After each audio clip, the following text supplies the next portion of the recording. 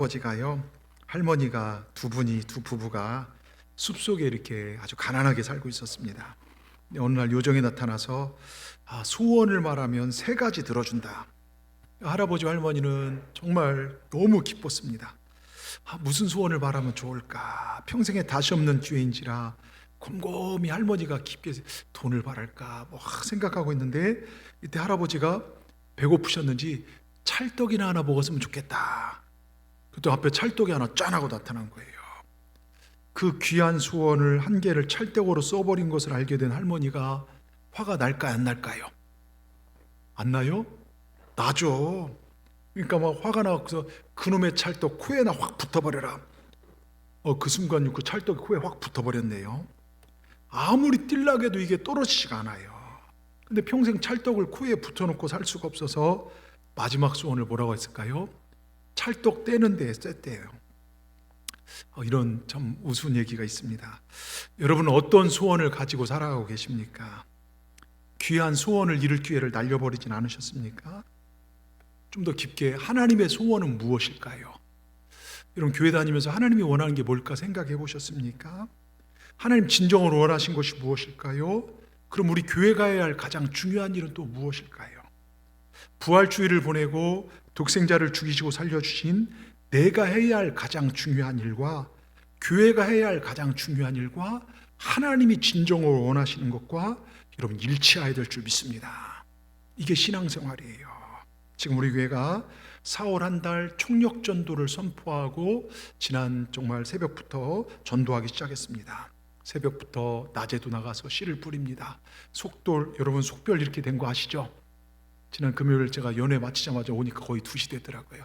그래서 전도 나가려고 기다렸더니 한 분도 안 오셔갖고서 저랑 부목사님만 이제 시내를 돌았는데, 여러분 우리는 새벽부터 낮에도 이렇게 씨를 뿌리고 있습니다.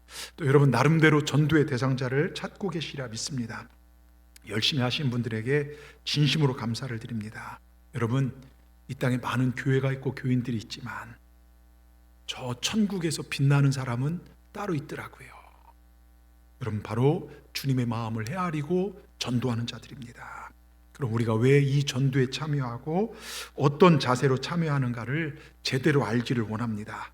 여러분, 교회에서 가장 우선되는 일이 있다면 영혼을, 이것보다 귀한 일은 없어요. 여러분, 앰뷸런스 지나갈 때 다른 차 다 비켜줘야 합니다.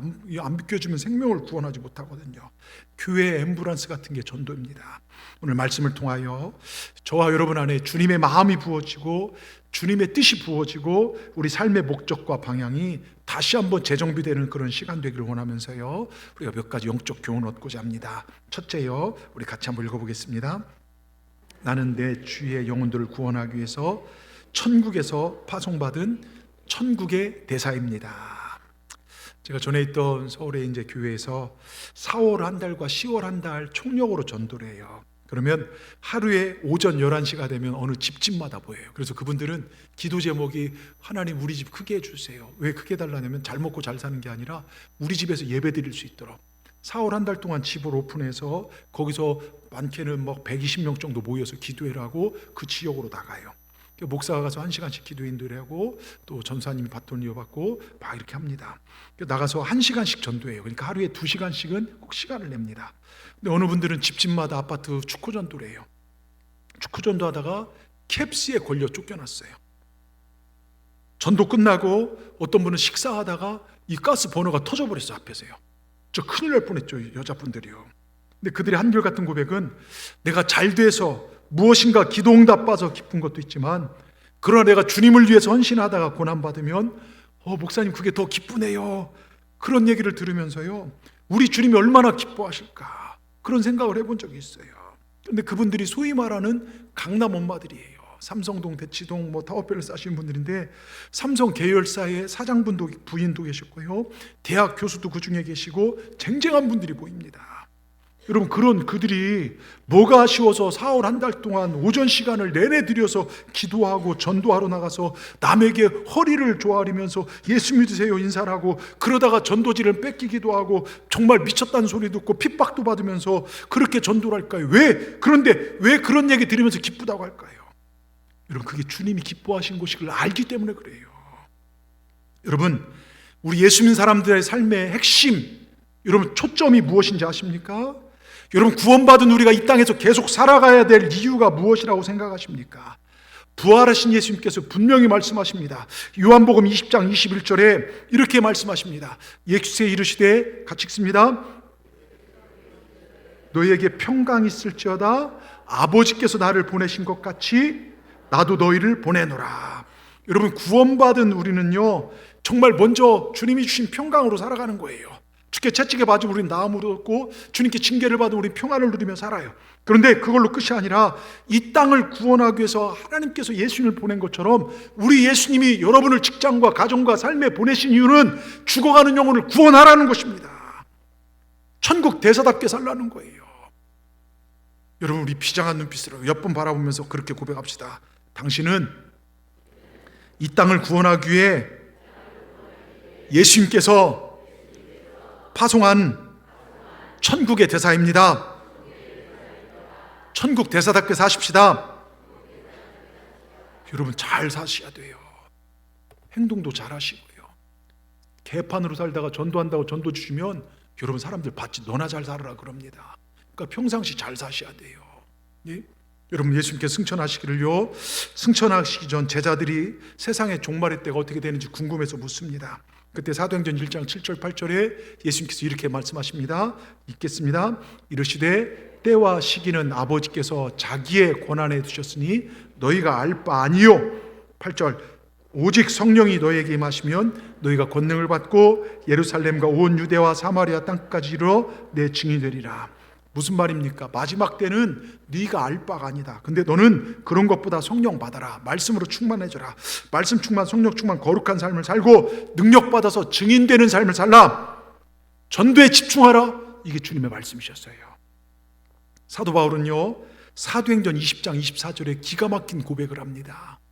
이 고백이 저는 여러분들의 저의 고백 되기를 바랍니다. 같이 읽겠습니다.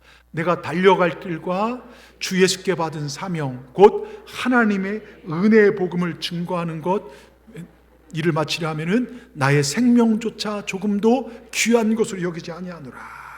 참, 여러분 어떻습니까? 여러분 사도 바울은요 자기의 달려갈 길이 있대요. 그게 뭡니까? 주 예수께 받은 사명이에요. 뭡니까? 하나님의 은혜의 복음을 증거하는 것입니다. 이 사명을 이룰 수 있다면 나는 내 목숨을 아깝지 않다. 여러분은 목숨도 아깝지 않은 사명이 있습니까? 이 사명을 우리가 이 땅에 살아가는 가장 큰 목적으로 삼아야 될 줄 믿습니다. 이것을 우리는 그레이트 미션, 지상 명령이라 부릅니다. 이 명령은 예수 그리스도의 십자가의 고난과 그리고 죽으심이 나를 위한 것이라는 것을 믿고 그 생명을 살림받은 자는 반드시 지켜야 할 명령입니다. 그렇게 오늘 이 자리에 앉아서 하나님을 아버지라 부르고 예수님을 나의 그리스도라 부르고 정말 고백하며 예배하는 우리 모두가 지켜야 할 명령이 이 명령인 줄 믿습니다. 목사님 4월 첫 주인데 벚꽃도 활짝 피고 정말 놀러 다니기 좋은 계절에 오늘 오랜만에 교회 왔더니 부담만 팍팍 주시고 진짜 좀 위로나 좀 이렇게 좀 설교나 하시지, 이런 부담 팍팍 주시네 생각하는 분들도 계실 거예요. 여러분 정확히 보셨습니다. 전 여러분의 거룩한 부담을 정말로 드리길 원합니다. 영적인 부담감을 갖고 여러분 돌아가시길 주의 이름으로 축원합니다. 우리가 예수 믿고 구원받던 사실로 거기서 만족하는 어린아이 같은 신앙을 뛰어넘어야 돼요. 나 혼자 천국 간다는 신앙 뛰어넘어서 내 주위에 죽어가는 영혼들에게 복음을 전하고 그들에게 여러분 말씀을 전할 수 있는 그런 정말 우리가 되기를 주의 이름으로 축원합니다. 여러분 오늘 본문 첫 번째 읽었던 본문에 마태복음의 피날레 마지막은 부활주의를 보내고 마지막에 주님의 명령입니다. 그리고 이 정말 뭐라고 써 있습니까? 마태복음 28장 19절 20절 우리 주님의 마음으로 한번 읽어보시겠습니다. 주님의 마음으로요. 마태복음 28장 19절 20절 띄워주십시오. 그러므로 너희는 가서 모든 민족으로 제자를 삼아 아버지와 아들과 성령의 이름으로 세례를 주고 내가 너희에게 분부한 모든 것을 가르쳐 지키게 하라. 내가 세상 끝날까지 너희와 항상 함께 있으리라. 여러분 믿으십니까? 여러분 주님은요 전도를 당부하지 않으셨어요. 야 동산교회 여수에 사는 너희들 이것 좀 해주면 안 되겠니? 이렇게 말씀하지 않으셨어요. 네가 구원받았다면 마땅히 해야 한다고 명령하셨습니다. 여러분 소돔과 고모라 땅이 멸망할 때 의인 10명이 없어 멸망했죠. 여러분, 예수 믿고 의인된 우리 삶은 나만 구원받고 천국 가는 것으로 끝나는 것이 아닙니다. 의인은 책임을 지는 삶입니다. 죽어가는 사람을 살리는 삶입니다. 심판을 면하게 해주는 삶을 살아가는 게 저와 여러분입니다. 여러분, 우리 이렇게 사십시다. 우리 모두가 이 명령에, 복음을 전하는 이 위대한 명령에 순종하고 사시길 주의 이름으로 축원합니다. 두 번째요, 우리 제목 같이 읽겠습니다.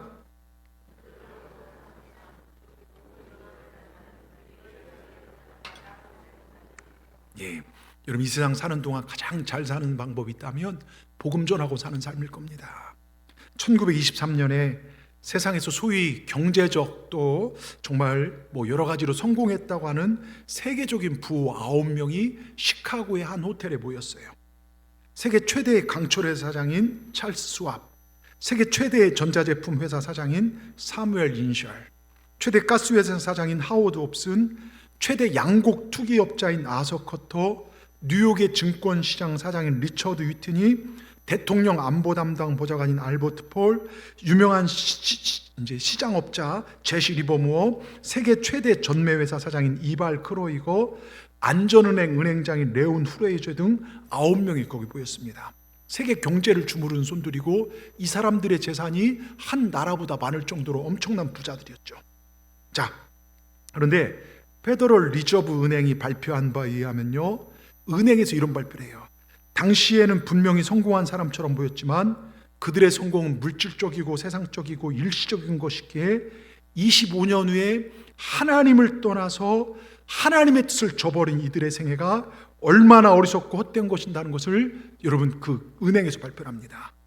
최대 강철회사 사장이었던 찰스 스왑은 파산하여 마지막 5년을 빚더미에 있었고, 최대 전자제품 회사 사장인 사무엘 인셜은 법정과 빚쟁이를 피해서 망명생활하다 죽었고, 최대 가스회사 사장인 하워드 홉슨 씨는 미쳐서 병원에서 자살했고, 최대 양곡 투기업자인 아서 커터 씨는 외국에 망명생활하다가 객사했고요.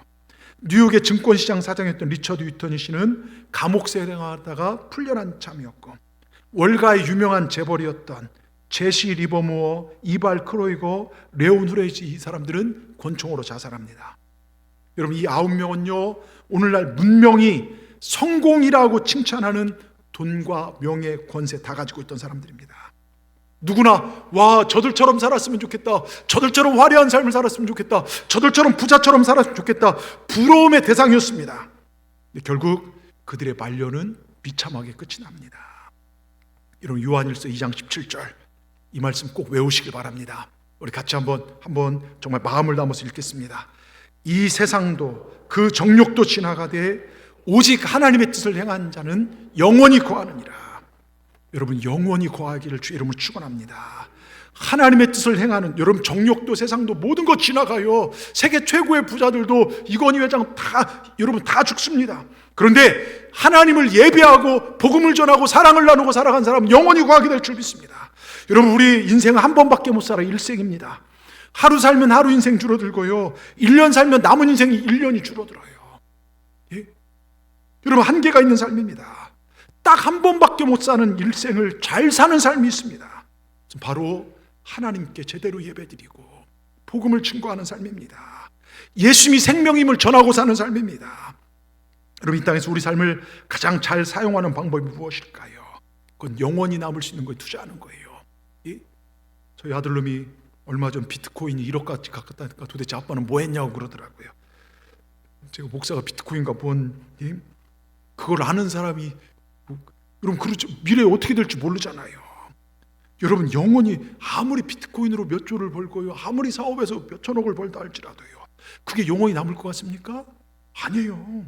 여러분, 영원히 남는 것이 무엇입니까? 돈입니까? 아파트입니까? 권력입니까? 건강입니까? 아니에요. 여러분, 영원한 것은요 하나님 나라와 하나님밖에 없습니다. 여러분, 이거 명심하셔야 돼요. 여러분, 하나님밖에 없습니다. 그 밖에 모든 것들은 다 사라지고 맙니다. 여러분, 우리 영원한 걸 투자해야 돼요. 기독교 방송에서 예전에 그 장경동 목사, 제가 새벽 때도 말씀드렸지만 장경동 목사님이 이제 정치 말고 이렇게 한참 할 때 간증을 이렇게 들으셨어요. 어느 목사님 간증이라는데, 어느 목사님께서 이제 전도하려고 병원 전도를 열심히 하셨답니다. 한 분을 정해놓고 6개월 동안 열심히 전도했대요. 죽도 쏟아주고 정말 휠체어도 밀어드리기도 하고 병간호도 해주고 틈나는 대로 사랑을 베풀고 정말 열심히 섬겼답니다. 근데 아무리 복음을 전해도 말벗은 되는데 복음을 받아들이지 않더랍니다. 근데 이분이 생명이 다하는 날이 됐어요. 죽기 직전에 찾아가서 그렇게 복음을 전했는데도 입을 꼭 다물고 있더랍니다. 이 목사님이 화가 너무 나서 가슴을 치며 하나님 앞에 막 기도했다고 합니다. 하나님, 이게 어찌 된 것입니까? 저 사람 지옥 가면 안 되지 않습니까? 왜 저렇게 마음의 문을 안 열게 하십니까? 마음의 답답함과 예수님을 영접하지 않는 그 어르신 때문에 실망하는 가운데 기도하는데 하나님께서 영안을 열어주셨어요. 그 할아버지가 죽기 직전에요, 그 방 안에 마귀 3마리가 들어오더래요. 손에는 삼지창 같은 시커먼 창인데 그걸 할아버지 딱 보는데 그 영혼이 놀라더래요. 어찌할 줄 모릅니다. 근데 그때 후회해도 아무 소용이 없죠. 그때 마귀가 창 같은 것을 확 휘두르니까요, 거기서 포승줄 같은 거 휙 나오는데 할아버지의 몸을 픽 묶더랍니다. 확 당기니까 60만 남고요, 영혼이 소라껍질 빠지듯이 쑥 빠져나가더래요. 근데 그 영혼이 막 울부짖는데요, 그 목사님을 쳐다보는데 도울 수가 없죠. 그렇게 그 인생이 끝난 거예요. 그리고 어느 병실에도요, 그분은 예수님을 전했는데 영접한 분이 계셔요. 그분도 소천 직전에요, 마귀 3마리가 들어오더랍니다. 근데 4명의 천사가 나타나서 1명씩 가로막더니 한 천사가 그분을 안고 하늘나라로 하늘로 올라가더랍니다. 근데 그 영혼이 그렇게 기쁘고 밝을 수가 없더랍니다. 그 영적인 현장을 이분이 영안이 열리고 보고 나서 이 목사님이 크게 깨달았어요. 아, 이건 내 노력으로 되는 것이 아니구나. 더 열심히, 더 한 명이라도 더 기도하고 복음 전하자. 때를 얻든지 못 얻든지 전도해야겠구나. 여러분, 죽음 앞에서요, 심판 앞에서 돈이고 명예고 아무것도 아님을 깨달으시길 바랍니다. 여러분, 이 사실을요, 이 목사님만 깨달아야만 합니까? 우리가 느끼고 깨달아야 할 사실 아닙니까? 여러분, 우리에게도 심판이 옵니다. 내 호흡이 끊어질 그날이 와요. 그게 언제인지 몰라요. 그렇다면 우리도 미래를 준비하고 또 내 주위에 죽어간 사람들에게 이런 복음을 전하기를 주의 이름으로 축원합니다. 우리는 아무렇게나 살 존재들이 아닙니다. 적절히 세상과 타협하며 살 존재들이 아닙니다. 나에게 이득이 된다면 하나님을 욕되게 하며 살 존재들이 아닙니다. 우리는 복음을 전하고 살아야 할 사명이 있습니다. 그런데요, 가슴 아픈 게요, 여러분, 교회를 몇십 년 다녀도 예수 믿으세요 한 번도 못한 사람들이 태반이에요. 우리 학생들, 현소야, 너 친구들한테, 그래도 현소는 전도 잘해요, 교회 가자고. 근데 친구들한테 전도하는 게 쉽지 않지. 그래서 아까 1부 때 물어봤더니 하준이는 너 친구들한테 예수 믿으라고 말하기 좋아? 그랬더니 한숨을 딱 쉬더라고요. 여러분, 잘 살아야 합니다. 몇 년 전요, 저희 아버님보다 몇 개월 일찍 돌아간 저희 남동생 장인어른이 돌아가셨어요. 이번이 12월 말쯤에 배가 너무 아파 동네 병원 갔더니 왜 이제 오셨냐고 큰 병원 가보라고 해서 대전에 이제 충대병원에 가서 1월 24일 날 췌장암 말기 판정을 받고 2달하고 6일, 66일 사시고 돌아가시더라고요. 췌장암의 고통이란 게 하루에도 몇 번이고 정말 그 병실에서 뛰어내려 죽고 싶다는 생각이 찾아올 정도로 너무 고통스럽다는 거예요. 근데 이분이 돌아가시고, 그러니까 제가 우리 김성식 목사님 일부에 나왔지만 췌장암의 고통이 얼마나 심한지 제가 알아요. 근데 이분은 지금 1년 반 넘게 살고 계시고, 지난번 신방 갔더니 이 옆구리에 못자국 난 분이 나오셔서 췌장을 보여주는데 CT를 찍은, 자기 MRI 찍을 때 췌장 끝에가 시커먼 암덩어리가 보이는 그거랑, 근데 주님께서 자기 췌장을 꺼내서 보여주시는데 아주 분홍빛으로 깨끗한 췌장을 보여주시더래요. 아, 주님이 나를 만지시는구나. 그때부터 기도하면서 지금까지 통증도 없대요. 여러분, 이게 무슨 게, 그래서 제가 우리 암에 걸린 분들 기도하고 또 아픈 분들 기도할 때 믿음으로 깨끗한 내 폐와 내 간과 내 모습을 믿음으로 그리면서 기도하라는 거예요. 사업도 마찬가지입니다. 여러분, 믿음으로 지금 어렵다면 열려줄 것을 믿음으로 보고 기도하고 선포하고 나갈 때 역사가 일어나는 것입니다. 여러분, 나한테 이분이 돌아가시고 장례를 치르면서 그 제 동생 장인어른 형님분이 제 동생 찾아와 손을 잡더니 고맙다 그러더래요. 내 동생 구원하려고 내가 그렇게 노력했는데 형님이나 잘 믿으라고 했던 그가 자네 때문에 예수 믿고 천국 가게 돼서 얼마나 고마운지 손을 꽉 잡아주더라고 얘기를 하더라고요. 사실 이분이 암에 걸려서 왔을 때 저희 아버님도 그 병원에서 암으로 정말 그 병원에 계셨었어요. 근데 저희 아버님이 찾아가셨어요. 사돈 양반, 우린 어차피 다 죽소. 암에 걸리든지 사고 나든지 늙어서 죽든지 우리 이제 70 넘게 살았으면 살 만큼 살지 않았어. 그런데 나는 죽음이 두렵지 않소. 왜냐하면 나는 천국에 갈 수 있기 때문이요. 사돈 양반, 어떻게든 죽지만 죽음 뒤를 준비하셨소? 유구먼 입 있어도 말을 못해요. 근데 제 남동생이요, 이놈의 애국자예요. 애를 5이나 낳았어요. 그 애들을 이 외할아버지가 엄청 이뻐하세요. 사돈 양반, 그 애들 죽은 뒤 어찌 보려고요. 예수 믿으면 같은 곳에 갈 수 있으니 예수님 믿으십시다. 지금 아니면 기회가 없으니 예수 믿으면 천국에서 주님과 영원히 살면서 그 자녀들 만날 것이니 그런 예수 믿으십시다. 그랬더니 이분이요, 예수 믿겠다는 거예요. 그걸 세례를 받고 그 예수님 영접하셨어요. 그런데 췌장의 고통이 얼마나 큰지 더 이상 현대의학으로 손쓸 수가 없어 마지막 가시는 호스피스 병동으로 옮기셨어요. 근데 이분이 눈에 자기 옆에 시커먼 귀신 4마리가 보인대요. 시커먼 귀신, 도망가지 못하게 막 팔다랑 붙어 있는데 너무 무섭다는 거예요. 물론 선망일 수도 있겠죠, 마지막. 여러분, 다른 사람 눈에 안 보이는데 자기에게만 보이는데 너무 무서운 거예요. 근데 제가 사실 알아요, 그런 마음을. 왜냐하면 제가 서울에서 목회하면서 죽음 직전 사람들, 특별히 이제 아산병원이나 삼성의료원이나 중환자실을 가서 신방해 준 적이 많아요. 보면요, 중환자실 들어가 보면요, 기계로 온몸 기계로 생명 유지하고 있는 거예요. 막 삐삐삐삐. 근데 거기에 하루에 1명, 2명 이상이 늘 죽어나가요. 그러니까 중환자실에서 아무리 환하게 켜놔도요, 거기서 귀신을 그렇게 많이 본다는 거예요. 그래서 기도해주고 위로해준 분들이 참 많아요. 근데 이분도 마찬가지입니다. 너무 무서워서 막 어떻게 할지 모르는데 저희 아버님이 또 찾아가셨어요. 믿음을 가지십시오. 예수님이 함께 하십니다. 그러면서 사도신경을 우연찮게 알려주셨어요. 우리가 믿는 기본입니다. 전등하사 천지를 만드신 하나님을 내가 믿사오며, 우린 천지를 만드신 하나님 믿습니다. 우리가 믿는 하나님 천지를 만드신 분이십니다. 그 아들 독생자 예수 그리스도를 우리에게 주신 분이시고, 우리 예수님은 죽음을 이기시고 부활하신 분이십니다. 그리고 사도신경을 외우시고 그 예수님을 생각하시고 예수님을 가슴에 모십시오. 알려주고 기도했더니요, 이분이 그래요. 그놈들 다 갔습니다 그러더랍니다. 그놈 다 갔습니다. 그런데 며칠 뒤 돌아가기 직전에요, 이분이 천사를 봤어요. 너무나 편안한 마음에 주님을 보면서 돌아가셨습니다. 이게 저희 집안에 있었던 일이에요. 여러분, 누구에게나 생명이 끊어지는 그날은 옵니다. 그런데 그것은 끝이 아닙니다. 그 뒤에 심판이 있고 성경은 분명히 심판이 있다고 얘기합니다. 그럼 여러분 어디에 가실 것 같습니까? 천사가 와서 여러분을 수종 들고 주님 품으로 가실 것 같습니까? 아니면 마귀에게 그 영혼이 휘어잡혀서 영원한 지옥불에 떨어질 것 같습니까?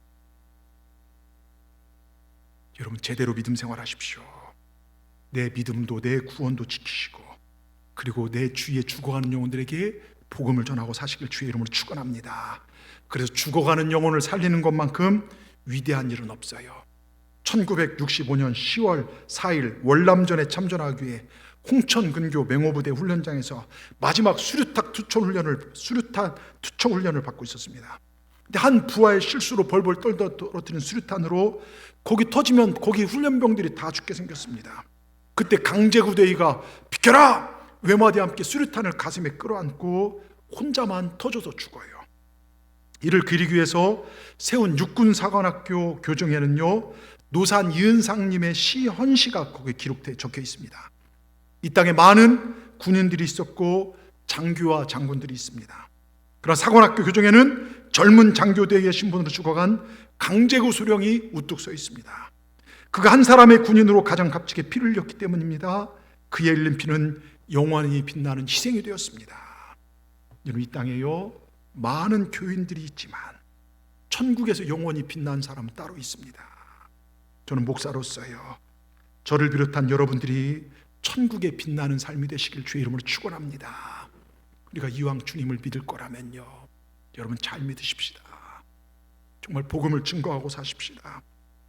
오늘 우리가 사탄에게 빼앗긴 영혼들, 지옥으로 걸어가고 있으면서도 세상에서 잘 사는 줄 알고 허허 웃고 살고 가는 사람들, 여러분 그 사람들을 살리기 위해서 시간도 물질도 에너지도 아까워하지 않냐는 그러한 사람들이 이 시대에 필요합니다. 우리가 이 땅을 치료하고 잃어버린 영혼을 되찾기 위해서는 누군가의 값진 희생이 필요하더라 이것입니다. 여러분 한 사람이 전도를 받아 예수 믿고 구원받까지요 한 번 전한다고 그게 옵니까? 핍박도 있고 어려움도 있어요. 그러나 그들을 위해서 땀 흘려 기도하고 정말 한 송이 생명의 꽃을 피우기 위해서 희생의 걸음이 필요하고 시간이 것처럼 한 명이 구원을 얻기 위해서는요 수고의 땀과 기도의 땀이 필요하더라 이것입니다. 희생 없는 전도는 없습니다. 여러분 헌신 없는 십자가는 없습니다. 그래서 총력으로 전도하는 것입니다. 왜 사람들이요 전도의 필요성과 그 중요성을 알면서도 열매가 없습니까? 여러분 전도와 예배는 같이 갑니다. 예배도요 예배드리기 이 시간을 하나님의 희생해야 돼요. 내 삶을 희생해야 합니다. 전도도 마찬가지입니다. 희생하지 않고 전도하려기 때문입니다. 희생 없이 생명 열매를 맺을 수 있다고 생각하기 때문입니다. 여러분요 만일 단 한 사람이라도 나로 인해서 천국에 가게 된다면 우리 삶은 영원한 세계에서 엄청난 차이를 만들어낼 것입니다. 이것처럼 위대한 일이 어디 있겠습니까? 한번 여러분 인생을 뒤돌아보십시오. 70, 60 지금까지 살아온 인생 속에 내가 주님 앞에 드릴 정말 열매가 있는지요? 예? 열매가 있는지요? 예? 조지 스위팅 박사가 한 사람이 이 땅에 1,000년을 살면서 한 사람을 전도하고 아무것도 하지 못해 그것만으로 충분한 가치가 있다 얘기하죠. 여러분 누구의 손을 붙잡고 계십니까? 저 지옥으로 터벅터벅 걸어가고 있는 내 주위의 사람들은 없습니까? 여러분 그들을 위해서 기도하시고 손을 벌려서 뻗쳐서 그들의 영혼을 붙잡아 주시는 우리 동산의 모든 분들 되기를 주의 이름으로 축원합니다. 마지막으로 우리 제목 같이 읽겠습니다. 그리스도의 남은 고난을 기쁨으로 감당하는 그리스도의 대사가 되십시다. 지난주에 제가 김중근 목사님 백문백답이라 해서 청년들을 막 시시 모아놓고 예수 그리스도를 끊임없이 외치겠다고 우리 마지막 때 예수 그리스도 외쳤죠. 생각나시죠? 누가 우리를 구원합니까? 예수 그리스도. 누가 우리를 부유케 합니까? 예수 그리스도 외쳤어요. 근데 그거와 똑같이 지옥에 대한 육신문답이 있어요. 육신문답. 여러분 한번 잘 들어보십시오. 대답은 없습니다입니다. 지난번처럼 외쳐보겠습니다. 근데 여러분 육신 문제를 다 하면 시간이 많이 가니까 제가 한 20개 정도만 할 건데요 생각 없이 대답하는 것이 아니라 생각 좀 하면서 대답하세요. 아셨죠? 대답이 뭐라고요? 없습니다입니다. 없습니다요. 자, 지옥의 불이 꺼질 때가 있을까요? 쇠도 녹이는 지옥의 불을 5분 정도 견딜 수 있을까요? 지옥의 탈출구가 있을까요? 지옥에서 5분이라도 휴식할 수 있을까요? 지옥에서 한 방울의 물이라도 마실 수 있을까요? 지옥에 자유가 있을까요? 지옥에 술 먹고 화투 치고 담배 필 수 있을까요? 지옥에서 제사 음식 먹으러 자녀들에게 내려올 수 있을까요? 지옥에 단 한 가지 희망이라 있을까요? 지옥에 사업할 수 있을까요? 지옥에서 사랑할 수 있을까요? 지옥에서 기회가 있을까요? 이쪽만 대답하는 것 같아요. 예? 지옥에서 회개하면 용서받을 수 있을까요? 지옥에서 구원받을 기회가 있을까요? 지옥에서 너무 힘들다고 자살할 수 있을까요? 지옥에 죽음이 있을까요? 지옥에서 부모가 자식을 도와줄 수 있을까요? 지옥에서 자식이 부모를 도와드릴 수 있을까요? 여러분 마지막 질문입니다. 여러분의 식구 가운데 지옥에 갈 사람이 있는가요? 여러분 이 대답이 없습니다가 돼야 돼요. 정말 저는 이 대답을 듣기를 원합니다. 정말로 한 사람도 없기를 주의 이름을 축원합니다. 언젠가 여러분에게 이 땅의 최후의 순간이 찾아올 때가 있어요. 호흡이 끊어질 날이 올 겁니다. 그때 여러분 어디에서 영혼을 보내실 것 같습니까? 그 사랑하는 여러분의 자식들은, 사랑하는 부모와 형제들은 어디에서 영혼을 보내야 하겠습니까? 여러분이 죽어가는 내 형제와 이웃을 살려야 할 사명이 있습니다. 이것보다 위대한 사명은 없습니다. 오늘 본문 골로새 1장 24절을 다시 한번 보겠습니다. 사도 바울은 이 명령을, 교회를 세우고 전도하는 이 위대한 명령 감당할 수 있다면 어떤 대가 어떤 고난이라도 감당할 수 있다고 말합니다. 그건 아픔이 아니라 고난이 나에게 기쁨이라는 거예요. 나는 이제 너희를 위하여 받는 괴로움을 기뻐하고, 여러분 교회를 세우기 위해서요, 속회를 세우기 위해서요, 믿음 없는 그들을 섬기고 이런 것들이 그 고난을 기뻐하고, 그리스도의 남은 고난을 그의 몸된 교회를 위하여 내 육체에 채우노라. 여러분 이게 이해가 되십니까? 괴로움을 기뻐하고 교회를 세우기 위해서 내 몸에, 여러분 주님의 몸된 교회를 세우기 위해서 내 육체의 고난을 채운다, 이게 상식적으로 이해가 되냐 이거예요. 근데 이러한 자들을 통해서 복음이 확장되어져요. 교회가 세워집니다. 바울이요 자신의 사명을 그리스도의 남은 고난을 감당하여 교회를 위하여 자기 육체에 채우신 것이라 했을 때, 여러분 주님의 남은 고난이 무엇인지 생각해 보셨습니까? 물론 이거에 대한 말이 많아요. 십자가에서 주님이 완성했는데 무슨 고난을 남겼냐? 근데 이겁니다. 쉽게 얘기해서요, 바로 전도입니다. 복음을 증거하기 위해서 우리에게 남겨준 게 뭡니까? 주님께서 구원을 완성했다면 너희들을 통해 나가서 복음을 전하라는 거예요. 그래서요 여러분, 초대교회 전도자에 있어서 초대교회 그 시대 전도자들은 전도가 낭만이 아니었어요. 전도하다 죽는 일이 무수했습니다. 우리 한국교회 초창기의 선교사님들아 여러분 대부분이 순교했습니다. 복음 전하다 죽었어요. 맞아 죽고, 여러분 창에 맞아 죽고요, 여러분 선교사님 자녀들 숱하게 죽었습니다. 여러분 생명을 거는 모험이었습니다. 전도에는 엄청난 고난이 따랐습니다. 그래서 바울은 예수의 십자가의 고난에 비유하여 남은 고난이라고 말한 거예요. 초대교로부터 지금까지 살아오면서요, 성도들은요 주님의 이름을 위하여 핍박받는 일을 영광스럽게 생각합니다. 이게 진짜 성도의 삶입니다. 정말 교회를 위해서, 죽어간 영혼을 살리기 위해서 내가 무엇을 할까? 여러분, 성도의 가장 위대한 기쁨은요 주님의 명령을 감당하는 거기에 있습니다. 하나님께 소원하신 그것이 내 인생의 가장 중요한 일이 되는데 성도의 기쁨이 있습니다. 바로 그리스도의 핏값으로 세운 교회를 위하여 그 남은 고난을 감당하는 것이 우리의 기쁨이 되어야 합니다. 지금 표현으로 하면요, 그리스도의 핏값으로 세워진 동산교회 비전을 위하여 죽어간 영혼을 살리는 총력전도에 총력을 다하여 복음을 전하고, 내가 맡은 속회 선교의 교사로서 성가대로서의 모든 시간을 내고 헌신을 드려 열심히 참여하는 것입니다. 단순한 참여 정도가 아니라 내 고난을 육체에 채울 정도로 최선을 다하는 신앙생활, 전도생활. 여러분 그렇게 한다면 세상은 뒤집어질 겁니다. 여러분 한번 생각해 보세요. 주님의 고난 한번 생각해 보십시다. 예수님은요 기둥에 두 손이 묶인 채 채찍 맞으셨어요. 가혹한 몇 갈래 채찍들은 끝에 납덩어리나 뼈 조각들이 끝에 매달고 있었어. 한 번 내려칠 때마다 등과 어깨에 시퍼렇게 멍이 들고요, 뼈 조각 끝에 딱 찍히면요, 빼면요 살점이 떨어져 나와요. 피부가 약한 사람들은요 그래서 옆구리로 창자가 흘러나왔다고 합니다. 우리 예수님 상처라기보다는 차라리 망가져버린 어깨 위에 십자가가 지워졌어요. 로마 관습에 따라 십자가의 몸무게가 60kg입니다. 여러분 생각을 해보고 들으십시오. 그 십자가 기둥을 끌어안고 600m의 험악한 골고다 언덕을 올라가고 있어요.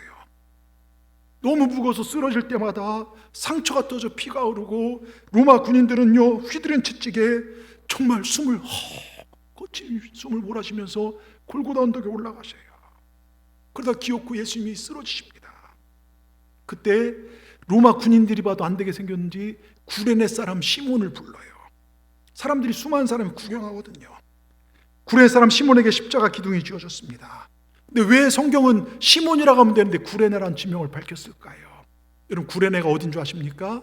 아프리카 있는 지역이에요. 흑인들이 사는 지역입니다. 지금이야 흑인 괜찮지만 그 당시 흑인들은 대부분 노예였습니다. 노예하면 가장 천한 사람을 뜻합니다. 하나님께 수많은 사람들 가운데 아프리카에 온 제일 천한 사람을 들어 쓰셨다는 사실을 보여줍니다.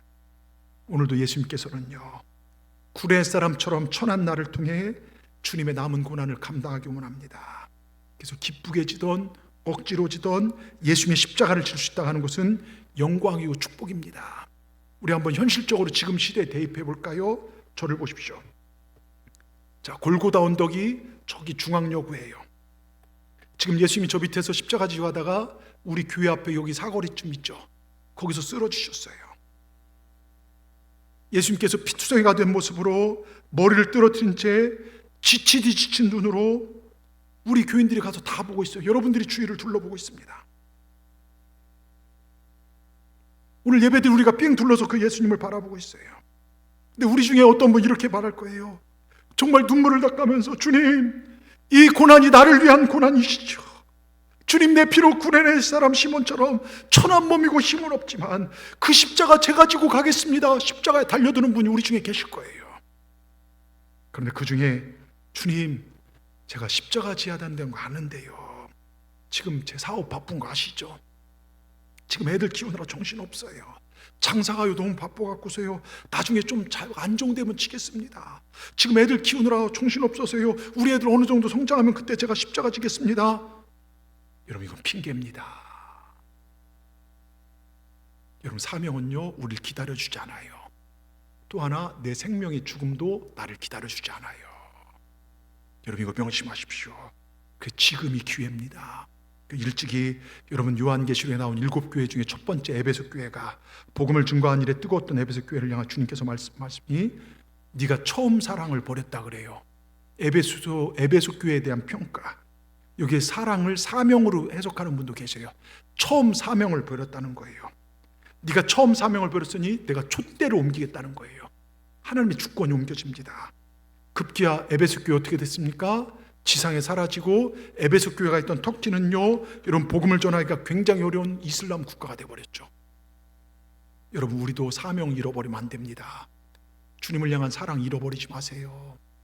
사명 잃어버리지 않기를 주의 이름으로 축원합니다.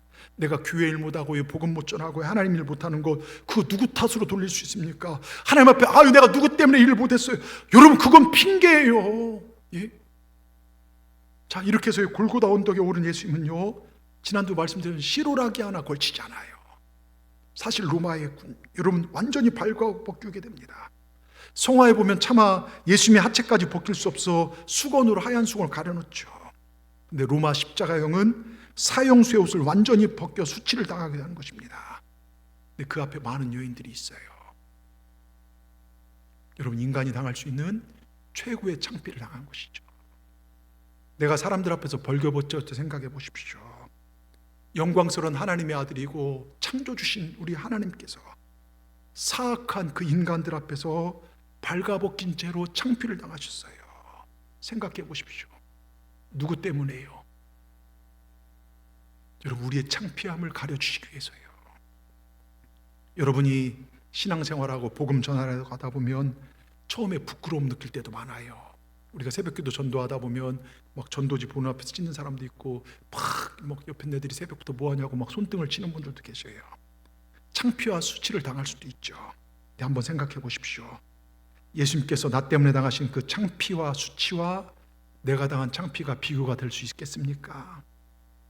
근데 기억하세요.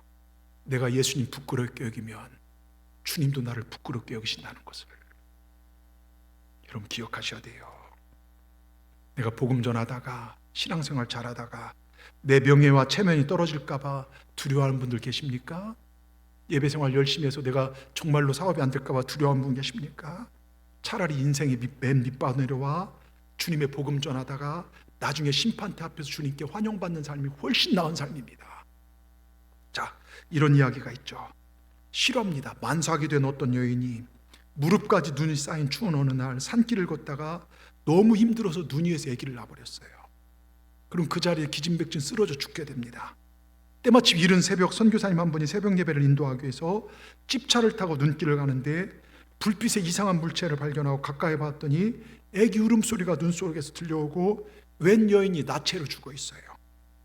이 여인은 아기를 낳고 아기를 살리기 위해서 자기 속옷까지 다 벗어 아기를 감싸놓고 아는 채 잔으로 죽은 거예요. 그 아기는 어떻게 할 수 있습니까? 선교사님이 양아들로 입양을 했어요. 훌륭한 청년이 되었습니다. 어느 날 그 선교사님이 그 옛날의 상황을 그 아들에게 들려줍니다. 네 어머니의 신분을 사방에 수소문해봤지만 결국 찾지 못하고 어느 산 알지? 거기에 네 어머니를 묻었다. 한 가지 확실한 사실이 있다면 네 어머니가 너를 살리고 죽었다는 사실이다. 이 이야기를 들은 청년은 충격을 받고 그때부터 두문불출입니다. 몇 날 며칠을 방에 들어누워 있던 이 청년이요, 어느 날 눈이 펑펑 쏟아지는 날 미친 듯이 밖으로 달려나가 어머니의 무덤을 찾아갔습니다. 그리고 그 엄마의 무덤을 부둥켜 안고는 어머니, 내가 당신을 위해 해야 할 일이 무엇입니까? 옷을 벗기 시작합니다. 다 벗어서 어머니의 무덤을 덮어놓고 한참이나 서 있다가 또 옵니다. 어머니, 그때 이만큼 추웠습니까? 이만큼 부끄러웠습니까? 여러분, 그 청년이 이런 고백을 합니다. 여러분, 날 위해 십자가에 고난당하신 주님의 발밑에 엎드려 우리가 물어야 할 질문 아닙니까? 주님, 이렇게 부끄러우셨습니까? 주님, 나를 위해 온갖 수치와 고난을 당한 주님을 위해 내가 해야 할 가장 크고 시급한 일이 무엇입니까? 물 때요, 그렇게 물었을 때 주님 이렇게 대답하실 것입니다. 네 곁에 하나님을 알지 못한 사람들에게 복음을 전하라.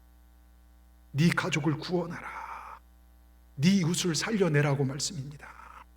여러분, 이 이야기를요, 단순히 목사가 전하는 말씀으로 듣지 마시고 주님께서 지금 내게 전하시는 말씀으로 받아들이시길 주의 이름으로 축원합니다.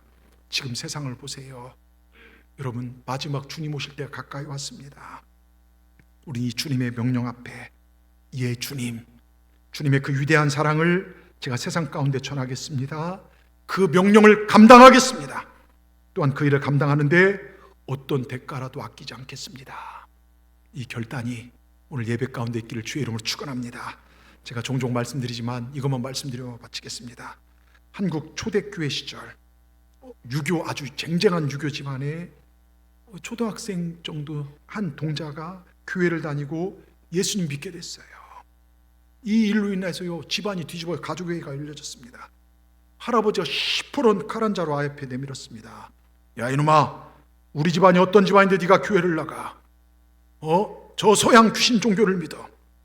내가 죽어서 우리 조상님들의 얼굴을 어떻게 면목 없이 볼 수 있겠느냐? 지금 당장이라도 네가 예수를 안 믿고 교회 다니지 않겠다고 말하면 너를 우리 집안의 종손의 소중한 종손으로 취급하고 내가 인정해 주겠지만, 네가 끝까지 예수를 믿고 교회 다니겠다고 하면 이 칼로 네 놈 쳐 죽이고 나도 부끄러워 자결할 수밖에 없다. 대답해라! 어린애가 입술을 파르르 떨면서 조심스럽게 눈을 감고 있던 아이가 조용히 눈을 뜨며 입을 엽니다. 할아버지, 나는 예수 안 믿고는 못 살아요. 할아버지도 예수 믿으셔야 돼요.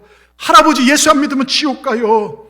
어머니, 아버지, 엄마, 아빠도 예수 믿으셔야 돼요. 예수 믿지 않으면 지옥 가요. 할아버지 얼굴이 막 상기되더니요, 아이의 멱살을 움켜쥐면서 할아버지가 이 못돼 먹은 자식, 다시 한번 묻는다.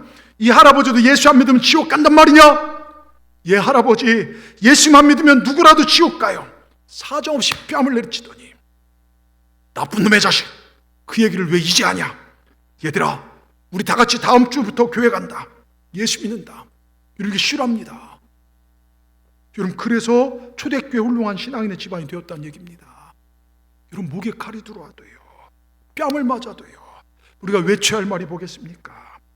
예수 믿어야 살아요. 예수 믿지 않으면 지옥 가요. 이것이 이 땅에 살아가는 우리 예수 믿는 사람들의 외침이 되어야 하지 않겠습니까?